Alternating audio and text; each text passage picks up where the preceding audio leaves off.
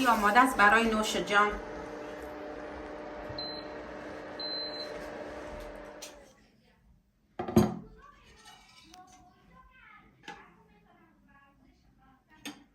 سلام دوستای عزیز و بیننده های گرامی، امیدوارم خوب صحتمند باشین. بازم خوش آمدین با یکی از برنامه‌های آشپزی با مریم.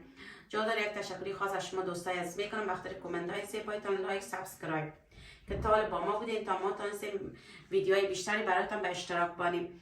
امروز تصمیم گرفتیم طرز تهیه لیتی افغانی را به سبک آشپزی با مریم براتون بانیم. امیدوارم از طرز تهیه‌اش خوشتان بیاید و لذت ببرین. با ما باشین. مواد لازم برای لیتی افغانی: آرد 5 قاشق غذاخوری کلان، 4 مغزم به قدر ضرورت، هر چقدر دوست داشتین میتونین اضافه کنین. گرم که همینطو به قدر ضرورت دوستای عزیز. مسکم 1 قاشق یا 2 قاشق غذاخوری کلان من مندازم به خاطر که فایده زیادتر دارن. میگن که مسکه وقتی که او میشه روغن زرد میشه دوستای عزیز. روغن به قدر ضرورت. زنجبیل تازه 1 قاشق چایخوری، زردچوبه 1 قاشق چایخوری، زنجبیل خشک 1 قاشق و نیم چایخوری. اعلام البته دوست عزیز یک کم درشتر، من همیشه که میگم بخاطرم بویش و خوشتر میش. 1 قاشق چایخوری.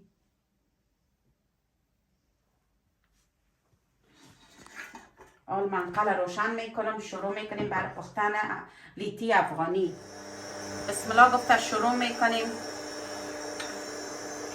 یا روغن مایه است دیگه، هم روغن که غذا درست میکنیم دوستای عزیز. مسکام 1 قاشق کلان، خودتان هر چقدر دوست داشتین 1 قاشق 2 قاشق آدم میتونه که اضافه کنیم.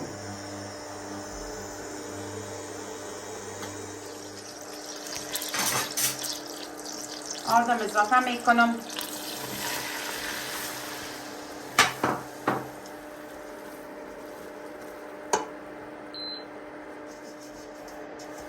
آرده که اضافه کردیم اما تا خوب صحیح شور دادن میریم تا که سرخش رنگ بگیره آرده ما.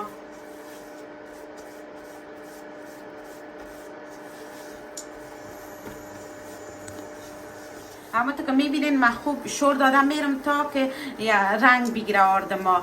رنگ که گرفت با زردچوبه اضافه میکنم. بعد از او آب شیر گرم، آب جوش اضافه نکنین که دردک میشه، یعنی کلوله میشه. باز او لیتیتان تبدیل به حلوا میشه. به او خاطر گفتم یک یادآوری کنم که جوش هیچ وقت آب جوش در این اضافه نکنین در لیتی. شیرگرم باشه، نه یخ و نه جوش دیگه. این هم تو با هم میبینین من خوب شور میتونم که یک دست رنگ بگیره آرد ما. باز که رنگ گرفت اما تو که گفتم زردچوبه رو اضافه میکنیم. اگه اضافه کنم با زردچوبه هم ذائقه‌ش هم از بین میره، خاصیتشو یکی هم باز میسوزه در آرد. باید اول آرد ما رنگ بگیره. باز یک چیز دیگه هم دوستای عزیز بگم، هر چقدر که همی دارچین مثال، یعنی مسالهایی که همی بعض وقتا میگیم کوفت جان بیچینه و جان دردی دیگه، همین لیتی خب به خانما و یعنی مردا فرق نمیکنه. باید جور کنیم. فصل زمستان است گفتم باش که یک لیتی بانیم به خاطر از که خیلی ما شما دور از البته دور باشه جان درد می باشیم یا کسل می باشن یا خانما هم چنان برای دل دردی زیاد فایده داره که دل درد باشن کمک میکنم این لیتی زیاد. تو امروز طرز تهیه لیتی را براتون بانیم. وقتی همی آرد که نزدیک سرخ شدن می باشه پس یک کم اول که اضافهش کردم خود سخت می سازه در روغنش کم معلوم میشه، احساس میکنی. ولی که وقتی نزدیک سرخ شدن میشه پس خود این آزاد کرد، یعنی معلوم میشه راحت‌تر هم شور داده میشه. که گفته بودم در برنامه قبل لیتی و چای چاوه، شوروا دیگه هر چیزی که در زمستان شعله خیلی مزه میده. باز لیتی زیاد فایده داره که چای چاوه برای کوفت جان دردی خیلی کمک میکنه. در افغانستان که مردا برف میرفتن برفای بام یعنی پاک میکردن، باز یادم است که مادرها لیتی پخته میکرد میباش اینا بیای کوفت جانشان یکی چینده میشه که خسته هستن. باش به یاد افغانستان، به یادم برف پاکی که مردای ما میره برف پاک میکرد بامباره. باز می آمدن لیتی یا چای چاوه، تخم نیم خام جور میکردن میخستگیشان برایه. این همونطور که میبینین خوب شور داده رفتم، مکس شد با هم دیگه. یک دست باید سرخ شوه، زیر منقل اندازه ماندیم که آرام آرام سرخ شوه. اگه زیاد بانیم میسوزه آرد ما، به مو خاطر آرام آرام هم شور داده بریم که نسوزه. یکم تال میخوره اما باز خوب سرخ میشه یک دست. بعض دوستای خودم مستقیما بر من گفته بود که طرز تهیه لیتی افغانی را بر ما بان. باز گفتم چی خوب است که امروز بانم برشان که زمستان است. البته ببخشن دیگه چند ماه پیش به من گفته بود، وقت نکردم برشان بانم تا که امروز وقتش پیدا کردم. گفتم بیا امی چای صبح دور از دلتان دیگه امی لیتی را جور کنیم که نوش جان کنن، هم کل اعضای فامیل هم دوستایی که خواسته بود بتانن ببینن. همونطور که گفته بودم اینا خوب آزادم شد، نزدیکای سرخ شدن که هستک خدا همونطور ازم وا کرد آرد.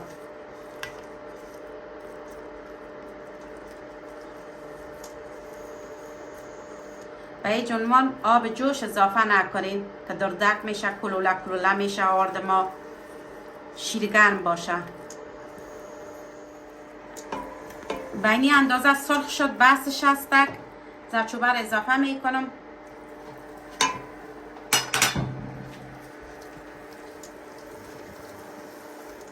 این همونطور میبینید زردچوبه رو اضافه کردم. این آب شیرگرم اضافه میکنیم آرام آرام.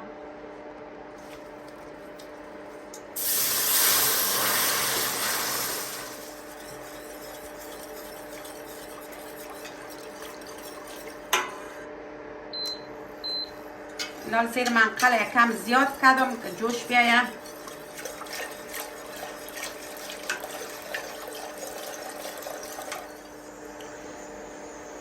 همونطور که با هم یک جای میبینیم این آب شیرگرم اضافه کردم، هیچ تو کلوله کلوله لغت نشد، یعنی آرد ما خوب اینه میبینین یک دست هم سرخ شد.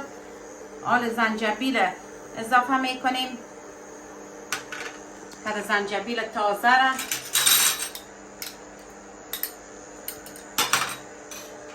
ایل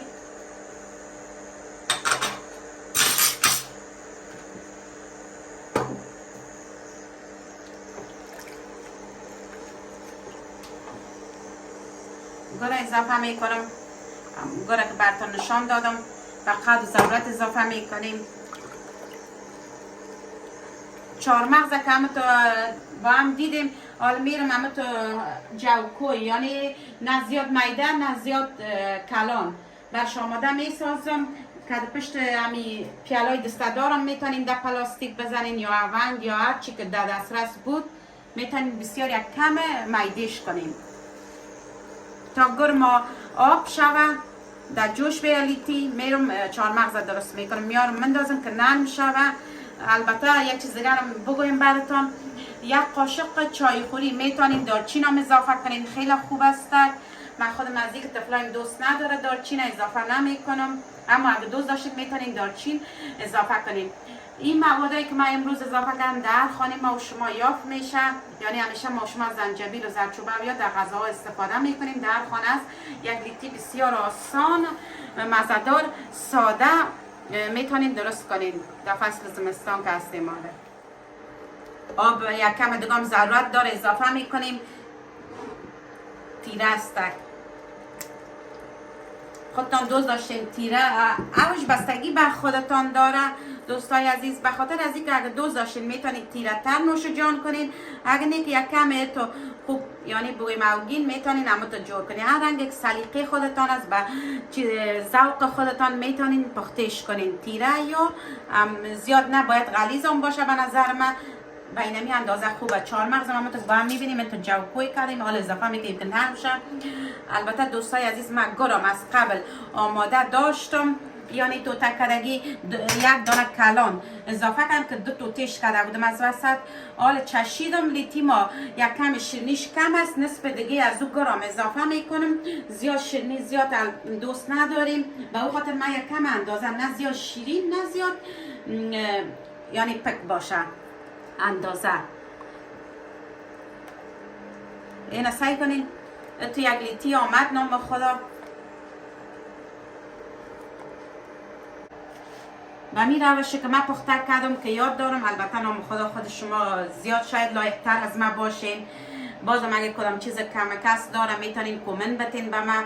میفهمم که دارچینی هم اضافه میشه. خب من موادایی که در خانه بود میتونم، یعنی امروز تصمیم گرفتم طرز تهیه لیتی رو براتون بانم. گرم نصف دیگهش اضافه میکنم، میرم میدهش میکنیم. بعد از دیگه لیتی ما میمانیم آرام آرام. چهار مغزای چند دقیقه نرم شه پخته است. البته من از قبل یک پاکت داشتم، نصف گر استفاده کردم، پخته کردم لیتی، جایتان خالی نوشجان کردم. امروز همون نصف دیگه شد. برای این لیتی من همیشه در فریزر وقتی که استفاده میکنم پس در فریزر میمانم، به خاطر از این که میتونیم داینده استفادهش کنیم. به او خاطر یک کم عرقم که از فریزر من گرفتم. همون گر دیگر گفته بودم اضافه کردم نیمشه. این لیتی هم در جوش است، باید بانیم اما تا آرام آرام بجوشه و چهار مغزام که نرم شده چند دقیقه میمانیم آماده می باشه برای نوشجان. خیلی جایا دوستای عزیز گر یافت نمیشه، به اون خاطر بعض وقتا تمیجم یا رو گر یافت میشه یا رو نمیشه. باز من یا رو دو سه پاکت که میگیرم کم کم که درست میکنیم، یعنی پخته میکنم لیتی، با دیگهش فریزر میمانم که خراب نشه. میتونین بوره، همین بوره نورمال یا بوره قوایی درش اضافه کنین. اما گر اگه یافتین بسیار دیگه، اصل لیتی با گر است دیگه. خب بازم اگه نبود احیانا با بوره میتونیم پخته کنیم لیتی را. در جوش هستک، من زیرش کم مانده بودم که آرام آرام در جوش بیاید، چهار مغزام نرم شه دیگه. شور دارم که گر معاو شوه، اما گر یک طعم خاص میته به لیتی، خیلی مزه‌دار میآید. میبینین چهار مغز هستک. به می روش که من پخته کردم، اگه پخته کنین امتحان کنین هیچ کلولام نمیشه آردتان.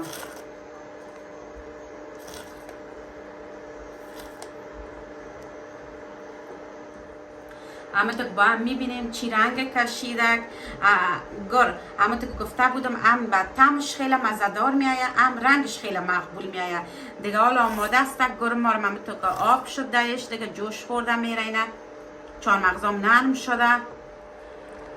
همه تو با هم دیدیم این لیتی آماده است برای نوش جان.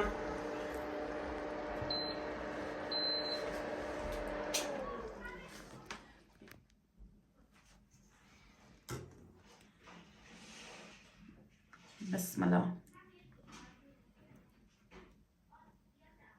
چون خب مثل که بگوی ماست مایه کردیم، اما خب قیماق انداخته روش.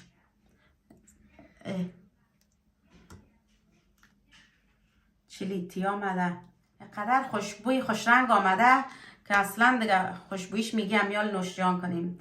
جایتان خالی دیگه، در فصل زمستان درست کنین، پخته کنین، خیلی مزه میته. مخصوصا با نان خانگی در شکم اضافه میکنیم ما در کاسه. برای دیزاینش اگه دوست داشتین میتونین چهار مغزم همه تو اضافه کنین، یعنی بچینین.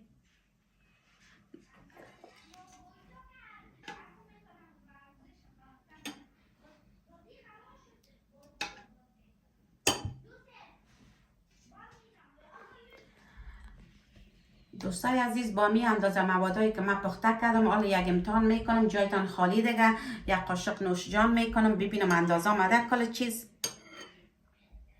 بسم الله.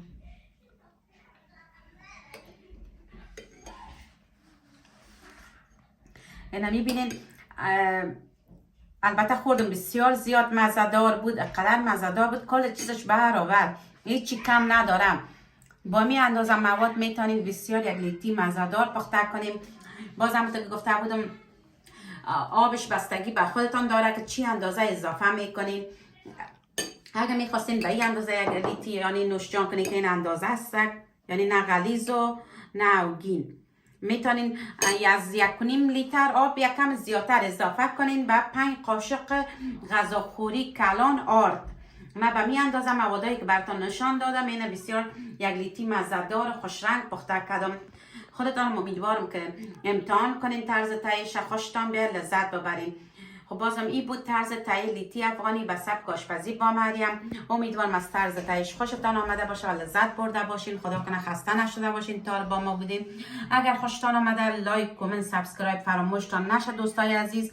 لایک کنین، کامنت بدین، سابسکرایب کنین. دیگه بسیار زیاد تشکر که تا با ما بودین. تا برنامه بعد برگردیم با یک غذای نو.